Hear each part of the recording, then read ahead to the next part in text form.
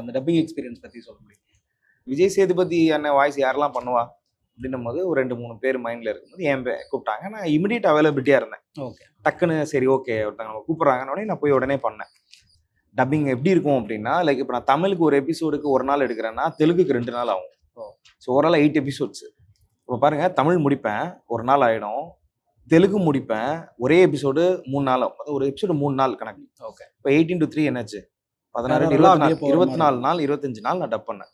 Kamal sir ஒரு படத்தில் சொல்லுவார்ல, பாம்புக்கும் பயப்படக்கூடாது, டைலாகும் கரெக்டாக பேசணும். அது மாதிரி விஜய் சேதுபதி வாய்ஸும் வரணும், அவங்க அந்த மீட்டர்லேயும் மிஸ் ஆகிடக்கூடாது, தெலுங்குலேயும் பேசணும். இந்த மாதிரி நிறைய காம்ப்ளிகேஷன் இருந்தது. பட் மேனேஜ் பண்ணிட்டேன். ஃபஸ்ட்டு 2 எபிசோடு தாண்டினதுக்கப்புறம் அவங்க மறந்துட்டாங்க. ஆக்சுவலாக அது விஜய் சேதுபதி மீன் வேற யாரோ டப் பண்ணலன்றதை மறந்துட்டாங்க.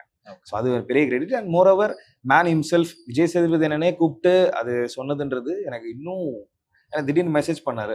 சரவணா ஃப்ரீயாக இருக்கியாடா அப்படின்னு மெசேஜ் வந்தது.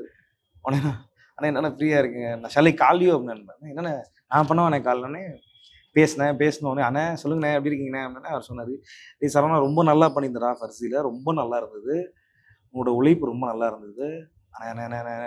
இருறா நான் பாராட்டிக்கிறேன்டா, நான் சொல்கிறத கேள்றா ஃபஸ்ட்டு, நல்லா சூப்பராக இருந்தது, ரொம்ப நல்லா இருந்தது, சின்ன சின்ன நியூவான்சஸ்லாம் ரொம்ப நல்லா பண்ணியிருந்தடா, ரொம்ப நல்லா இருந்தது.